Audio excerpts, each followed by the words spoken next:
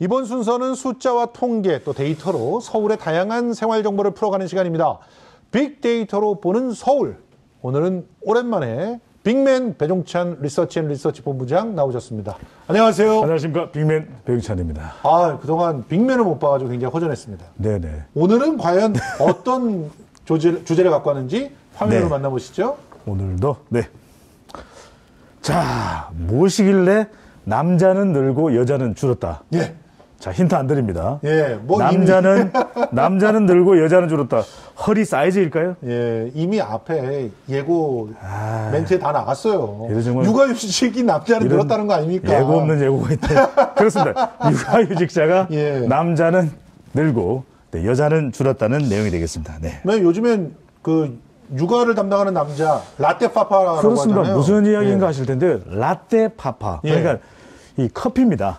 이 커피 라떼. 한 손에는 커피를 또 한 손에는 이 유모차를 끄는 이 남성들을 많이 볼 수가 있다라는 것이에요. 말 그대로 라떼 그리고 아빠를 의미하는 파파가 결합된 라떼 파파가 되겠는데요. 그 손에 든 게 커피였어요? 커피였습니다. 예, 저도 라떼가 우유인 줄 알고 그래서 라떼입니다. 라떼. 아이한테 먹이는 우유를 들고 있다 해서 라떼 파파를 시작했는데. 그러니까 이제 아직까지는 익숙하지가 않은 거죠. 그러니까 그래요? 한 손에는 아직까지 일하는 아빠의 모습이. 이건 제가 라떼. 문화평론가기 때문에 제가 맞을 것 같은데 어쨌든 계속 하시죠.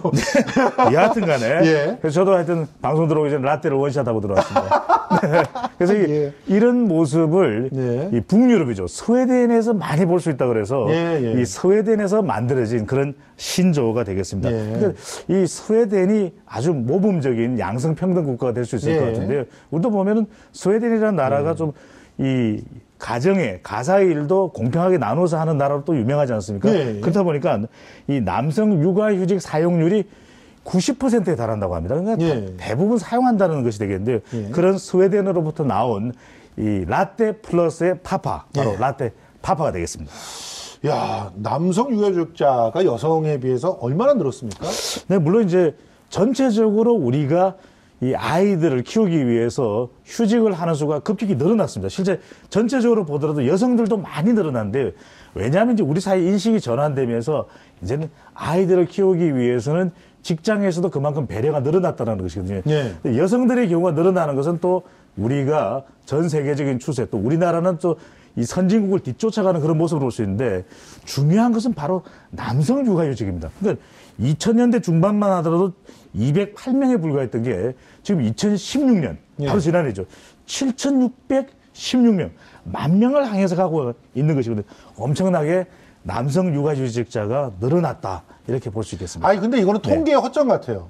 왜냐면은 여자가 82,000명이 넘는데 남자 고작 7,600명 했다고 전년 대비 56% 늘었다고. 반성해야죠. 반성해야 되는데. 반성해야죠. 10%도 안 되네. 육아를 하지 않기 위한 또 의도가 숨어 있는 것일까. 그런데 또 한편으로는 이 그래프에서 우리가 읽을 수 있는 것이 남성 육아휴직자가 늘어나는 가운데 여성 휴직자가 이 정점을 찍은 것이거든요. 2015년에 가장 높아졌다가 2016년 통계에서는 조금 줄어든 모습을 볼 수가 있겠습니다.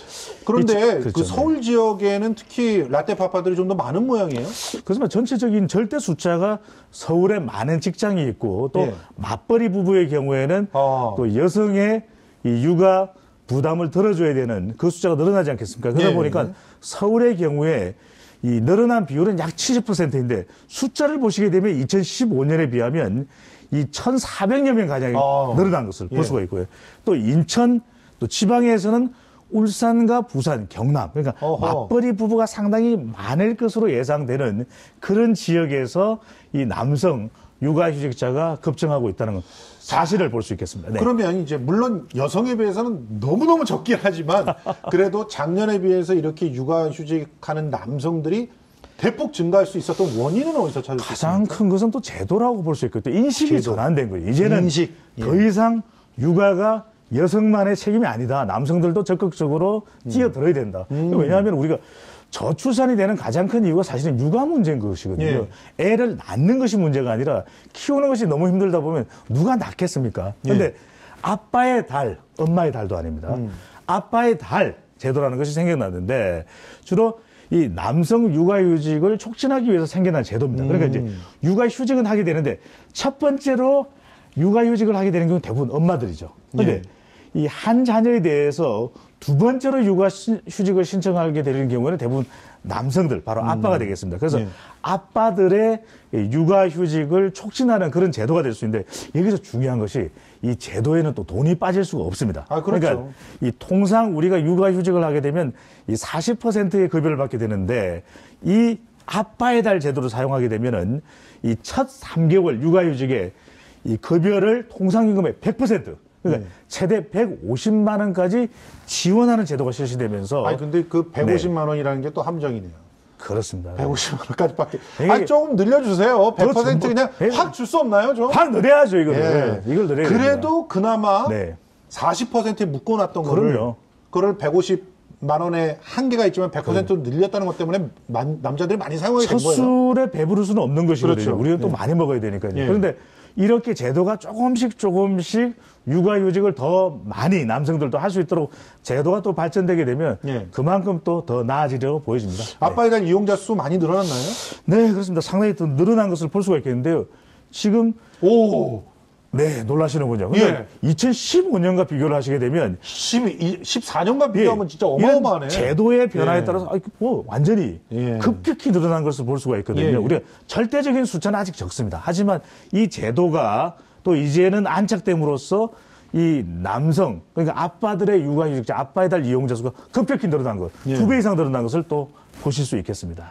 뭐 올 하반기부터 200만 원까지 상한 금액을 올렸다고 하니까 앞으로는 더 확실하게 그렇습니다. 좀 되지 않을까 하는 생각도 있네요. 새 정부가 법안으로 내년부터는 200만 원까지 이제는 첫 3개월을 통상임금의 40%가 최대 200만 원까지 100% 받을 수 있는 제도가 되면서 내년부터는 정말 아빠의 달이 본격 가동될 것으로 보여집니다. 그런데 문제는 여기서 부정수급으로 이거를 타내는 사람들이 있다면서요. 적폐입니다. 안 됩니다. 적폐입니다. 네.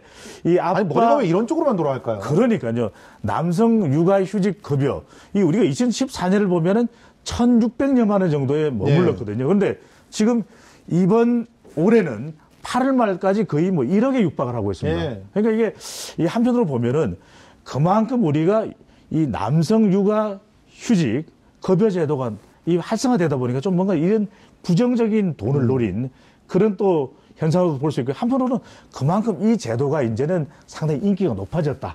그래서 많은 사람이 알고 있는 정책이기 때문에 이 정책을 위해서 뭔가 한번 좀 나도 좀 돈을 받아볼까. 근데 이 제대로 정상적인 방법으로 수급해 가시는 거는 문제가 없는데 부정적인 것 절대 안 되겠습니다. 아니 그런데 이 부정수급의 유혹이 늘어나고 있다는 이 통계가 저는 솔직히 잘 믿어지지 않는 부분이 이게 보면서 굉장히 깜짝 놀랐어요. 아 이랬구나. 36건이나 있었구나 이런 생각이 들지만 또 한편으로는 제 주변에서는 그 육아휴직을 하면서 이렇게 남자가 이제 집으로 들어가게 되면 우린 굶어 죽는다. 이런 사람들도 굉장히 많거든요. 그렇습니다. 아까도 말씀하신 150만 원 받아갖고 살 수가 없다라고. 또 내년부터는 200만 원인데요. 근데 이제는 거의 임금을 다 지불해 줄 수 있는 수준이 돼야 된다라는 것이죠. 그렇죠. 이제는 우리가 이 부부가 아이를 낳겠죠. 하지만 나왔네요. 남성이 육아휴직 꺼리는 이유는 여기서 남성이라고 이렇게 표현하는 게 좀 그렇고요. 사실은 여성들도 마찬가지죠. 가족이 남자 육아휴직을 꺼리는 이유가 소득이 줄어드는 겁니다. 맞아요. 일단은 육아를 하게 되면 소득이 줄어드는데 이것을 보완해 주는 것 자체가 충분하지 않다는 겁니다. 맞아요. 그러니까 진짜로 받고 있었던 그 급여만큼을 그대로 다 보전을 해줘야만 아이를 제대로 키울 수가 있다라고 하는 것. 그것도 뭐 석 달 정도인데. 그럼요. 그것이 가장 큰 돈 문제가 큰 문제일 수밖에 없고 또 하나는 이 경쟁력이 저하됩니다. 쉬다 보면 다른 또 경쟁자들이죠. 동료들이 경쟁자일 수도 있는 것이죠. 그러다 보면 옆에 앉아있던 동료들, 또 앞에 앉아있던 동료들은 점점 새로운 또 기능을 공부하고 배워서 점점 앞서가는데 나는 왠지 뒤처진 것 같고. 실제로 한 드라마에서 그런 대사 나온 거 섬찟했는데 육아휴직 쓴다고 하니까 그 상사가 그러는 거예요. 승진을 포기해야 승진 포기할 그러니까요. 이런 얘기가 나오는 거예요. 승진을 포기하는 이른바 승포가 되면 안 되는 것이거든요. 그러다가 동료들이 또 이 시선들이 따갑습니다. 맞습니다. 가뜩이나 일이 많은데 또 쉬어. 아내가 하면 되지, 와이프가 하면 되지. 그런 식으로 얘기를 해요. 이런 시선으로 가서는 안 된다라는 거죠. 이 부정적 시선이라고 하는 것과 동료의 업무 부담이 같이 묶여야 돼요. 같이 묶입니다. 그리고 또 나중에는 보면요.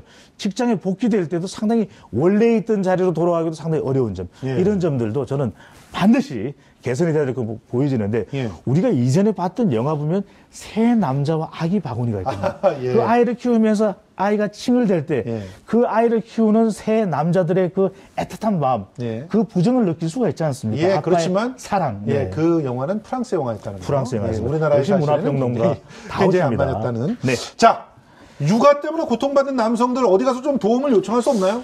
네, 헬프미 할 수 있는 것이 있습니다. 그러니까 이제 엄마 넷이 아니라 아빠들이 어떻게 하면 육아를 할 수 있고 어떻게 하면 육아 휴직을 신청할 수 있고 어떻게 하면 여러 가지 어려운 사항들을 또 도움을 요청할 수 있는 아빠 넷이라고 하는 것이 만들어져 있거든요. 아빠 넷? 네. 우리 서울시에서도 육아 휴직을 원하고 육아에 좀 기여하고 싶은 아빠 분들은 반드시 아빠 넷을 또 봐주시면 좋겠고 제일 큰 게 인식 전환입니다. 그렇죠. 이제는 이 저출산을 극복할 수 있는 것을 위해서는 반드시 아빠들이 적극적으로 참여할 수 있고 엄마들을 도와줄 수 있는 길이 열려야 할 걸로 보여집니다. 저는 이렇게 생각합니다.